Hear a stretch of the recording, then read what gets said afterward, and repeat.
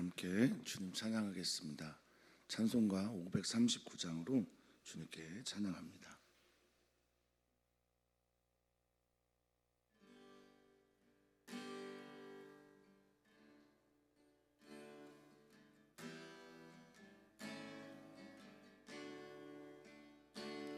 너 예수께 조용히 나가 내 모든 짐 내려놓고 주 십자가 사랑을 믿어 죄사함을 너 받으라. 주 예수께 조용히 나가 내 마음을 쏟아놓으라. 늘은 미리 보시는 주님 그 은혜를 베푸시리. 주 예수의 은혜를 입어 내 슬픔이 없어지리. 내 이웃을 늘 사랑하여 너 받은 것 거저주라. 주 예수께 조용히 나가 내 마음을 쏟아놓으라. 늘은 미리 보시는 주님 그 은혜를 베푸시리.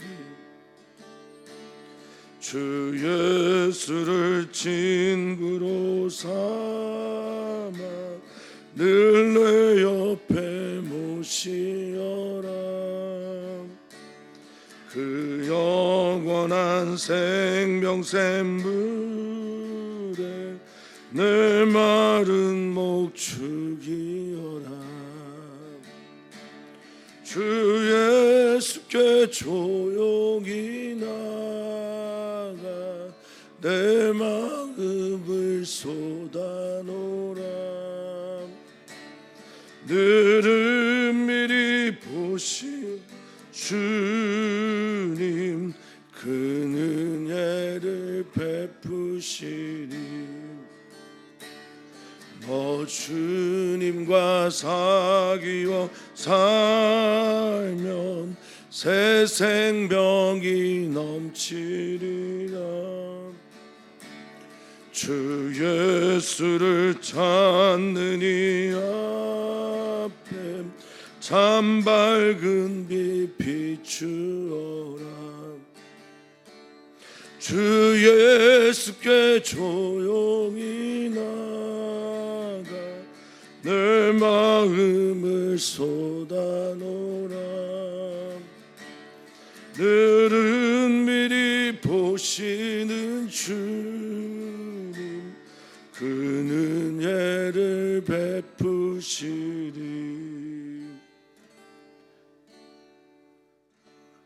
아멘. 아멘. 주께서 열어주신 그 지성소를 향해 오늘도 담력을 얻고 담대하게 들어가는 우리들입니다. 그 지성소에 들어가 우리를 그 누구보다 잘 아시는 주님께 우리 안에 있는 마음을 쏟아 붓습니다. 주님, 수고하고 무거운 짐진 자들, 삶에 지치고 또 삶에 속아 넘어가 계속해서 그 업무 스트레스와 또 상함 때문에 불뱀에 물린 것과 같은 우리 사랑하는 성도들이 주님 앞에 섭니다.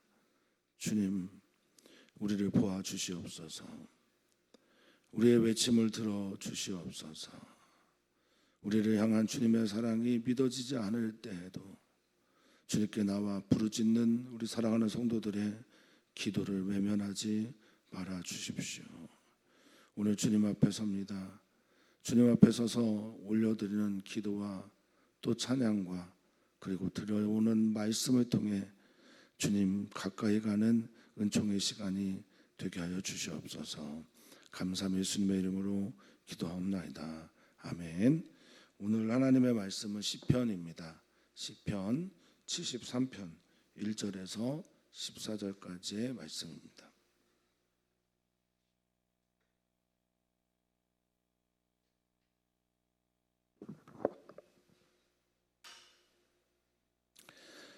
우리 시편 73편 1절에서 14절까지 말씀 한 목소리로 읽겠습니다. 하나님이 참으로 이스라엘 중 마음이 정결한 자에게 선을 행하시나 나는 거의 넘어질 뻔하였고 나의 걸음이 미끄러질 뻔하였으니 이는 내가 악인의 형통함을 보고 오만한 자를 질투하였음이로다. 그들은 죽을 때에도 고통이 없고 그 힘이 강건하며 사람들이 당하는 고난이 그들에게는 없고 사람들이 당하는 재앙도 그들에게는 없나니 그러므로 교만이 그들의 목걸이요 강포가 그들의 옷이며 살찜으로 그들의 눈이 솟아나며 그들의 소득은 마음의 소원보다 많으며 그들은 능욕하며 악하게 말하며 높은 데서 거만하게 말하며 입은 하늘에 두고 그들의 혀는 땅에 두루 다니도다. 그러므로 그의 백성이 이리로 돌아와서 잔에 가득한 물을 다 마시며 말하기를 하나님이 어찌하랴 지존자에게 지식이 있으랴 하는도다. 볼지어다 이들은 악인들이라도 항상 평안하고 재물은 더욱 불어나도다. 내가 내 마음을 깨끗하게 하며 내 손을 씻어 무죄하다 한 것이 실로 어때도다.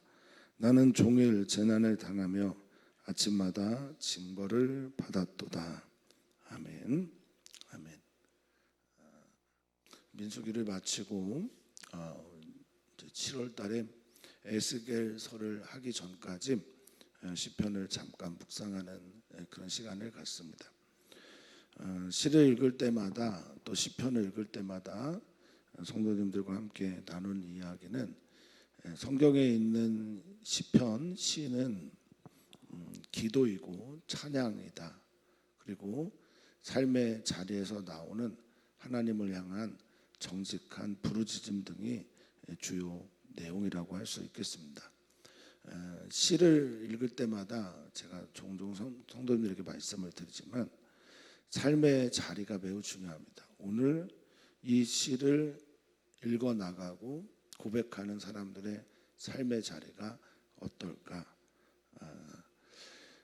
예전에는 이제 신정론이라는 말을 많이 했는데 요즘에는 이제 변신론이라는 말을 더 많이 씁니다. 신정론이라고 하는 말은 하나님이 정의롭다라는 것을 옹호하는 그런 신학의 한 부류인데요. 어떠한 경우에도 세상이 부조리하고 불합리하고 무도해 보이는 그런 세상 속에서도 하나님은 선하다.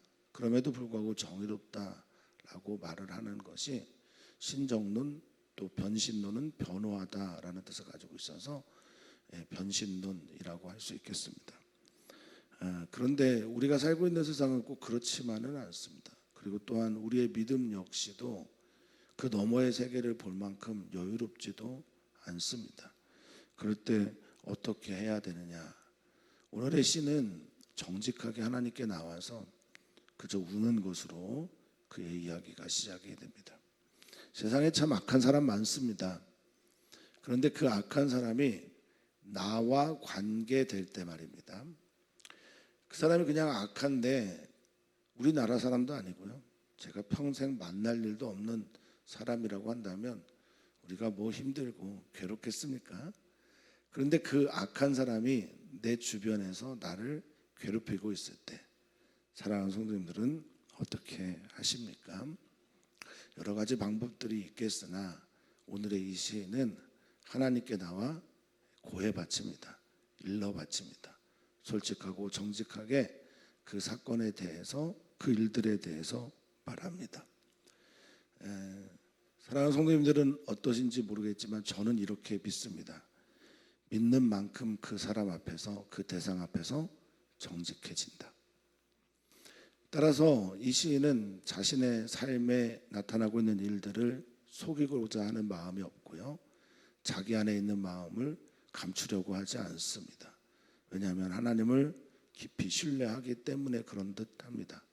자기를 이렇게 드러내도 우리 하나님은 나를 받아주시는구나 라는 것, 그것이 바로 이 시인의 모습이라고 생각합니다.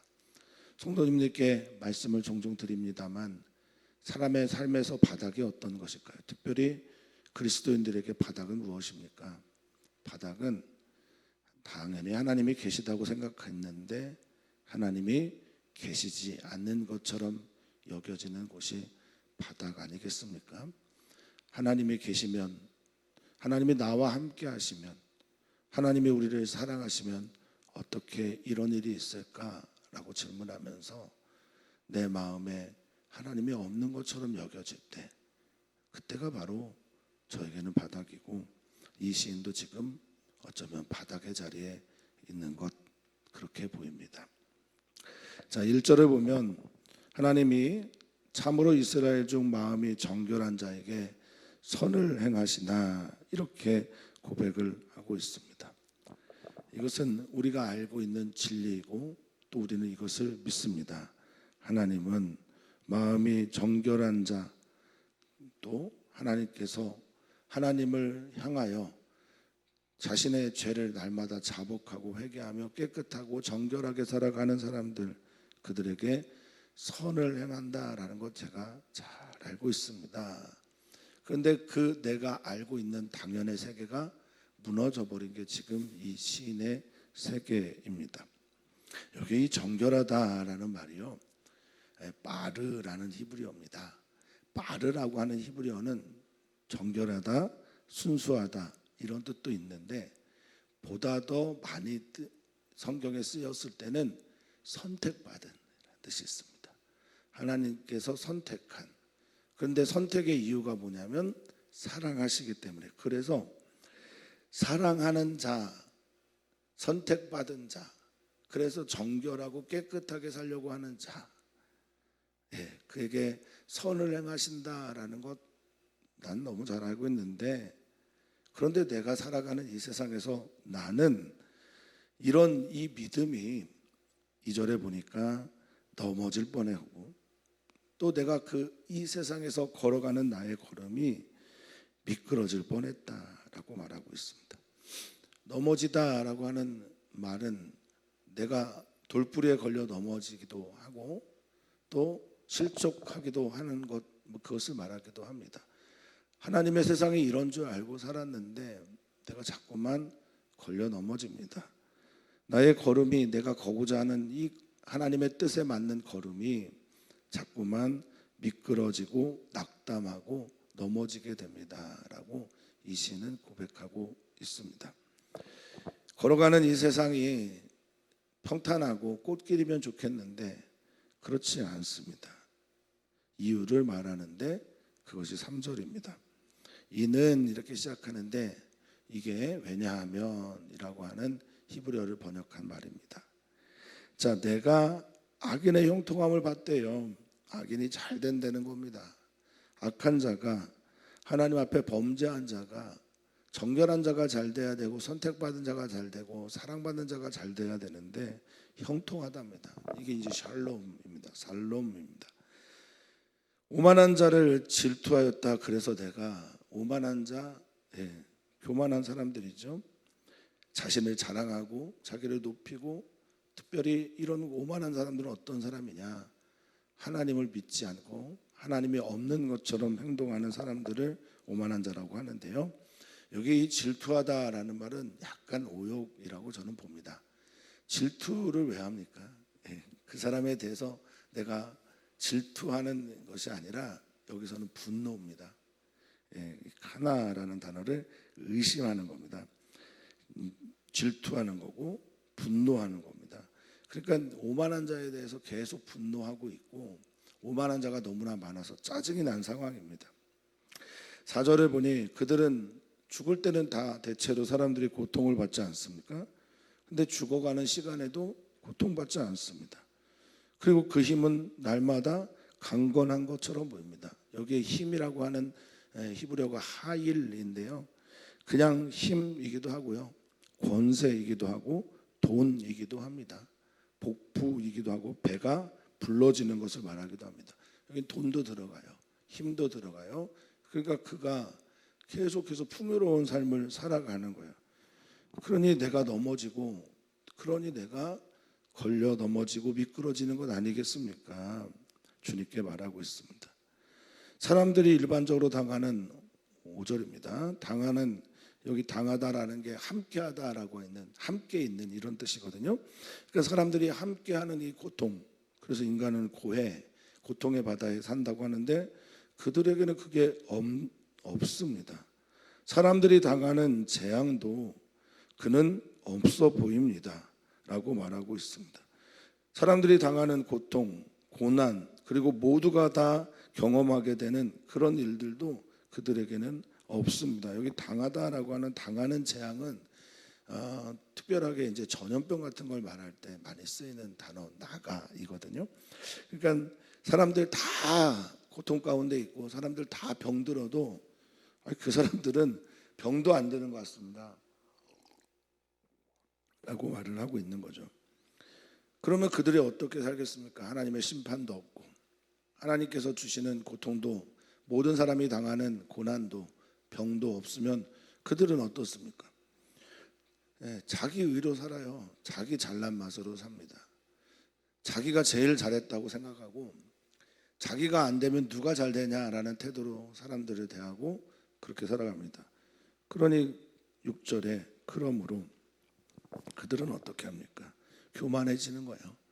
그러니까 교만하다라고 하는 이 단어 자체가 가야반데 이건 장엄하고 위대하고 화려하다라는 말인데 거품이 껴있다라는 말도 있거든요. 그러니까 스스로 그렇지 않은데, 자기가 그렇게 가지고 있는 것은 아닌데 그 이상의 것을 가지고 있는 것처럼 행동하고 생각합니다. 이게 교만이고 거품이죠. 언젠가는 하나님께서 이 교만에 대해서 심판하실 거라 믿지만 지금 현재의 삶은 부조리로 가득하고 이 부조리한 사회에서 내가 가지고 있는 인생의 의의와 목적과 하나님의 그 아름다운 뜻들과 이들이 살아가고 있는 현대의 생활 가운데 지금 현재의 생활과 부딪혀 오는 겁니다. 말이 안 되는 일들이 일어나고 있는 거죠.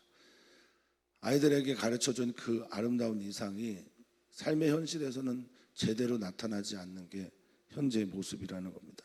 그들 교만해요. 목걸이에 그 교만을 걸고 있습니다. 강포, 이 포악, 사람들 뒤통수 치는 일들이 그들의 옷이 되고 있습니다. 그들은 살쪄가고 있습니다. 7절입니다. 살찌다라고 하는 지방, 비계 뭐 이런 것들이거든요. 그래서 눈이 솟아나 있다고 합니다. 눈을 밀어냈다고 하는 거죠. 살쪄서 눈을 밀어내서 저 높은 곳에 올라가 있고 그들의 소득은 마음의 소원보다 많습니다라고 말하고 있습니다. 마음에 바라는 것들이 있는데 나는 항상 그 이상을 얻는 거예요. 잘 되는데 더 잘 되는 거죠. 이런 게 이 악인들 그리고 하나님 앞에서 교만한 자들의 모습이라는 겁니다. 그들의 말은 심각합니다. 그들은 능욕하고, 사람들을 능욕하다라는 말은 조롱하고 조소하는 건데요. 사람들을 조롱하고 조송하고 악하게 말하고 함부로 말하고 그들을 착취하고 포악한 데서 포악하게 행동하고 말을 합니다. 또 높은 데서 거만하게 말을 합니다. 높은 곳에 올라가서 사람들을 아래로 내려다보면서 말을 합니다. 그들의 입은 하늘에 두었습니다. 그들의 입이 하늘까지 올라갔고 그들의 혀가 땅에 두루 다닙니다. 거침이 없어요. 그들의 말을 제어할 수 있는 존재도 없고 사람도 없습니다. 그러므로 10절입니다. 그의 백성이 이리로 돌아와서 잔에 가득한 물을 다 마시며, 이 그의 백성이 하나님의 백성인지 아니면 지금 이 행동을 하고 있는 통치자, 지도자의 백성인지 사실 정확하진 않지만 밑에 있는 말들을 통해서 우리는 조금 이 말씀이 하나님의 백성이다라고 말을 하고 싶습니다. 저는 일단 해석을, 그런 그의 백성이, 하나님의 백성이 다 돌아옵니다. 그래서 하나님의 백성이 그리로 돌아가서 잔에 가득한 물을 마신데 잔은 언제나 고통을 상징하거든요. 그 잔에 가득한 그 고난과 고통을 다 지금 마시고 있습니다. 그러면서 외칩니다. 하나님이 이거 알고 계신가? 하나님이 지금 우리가 당하고 있는 고통을, 고난을, 이 부조리와 불합리한 삶을, 악인이 형통한 일들에 대해서 하나님이 알고 계신가? 하나님이 어찌 알고 계실까? 우리와 관계하고 우리의 모든 것들, 우리의 속에 있는 고통과 이 모든 것들을 권념하시고 살피시는 그 주님이 과연 알고 계신 건가? 어찌 알냐라고 외치고 질문하고 있습니다. 지존자라고 하는 엘yon, 가장 높은 곳, 그리고 가장 뛰어난, 가장 위대한 그 하나님은 지식이나 있으실까? 이것에 대해서 살피기는 하시는 건가? 우리의 마음을 보고는 계신 건가? 이렇게 말하고 있습니다. 기도죠.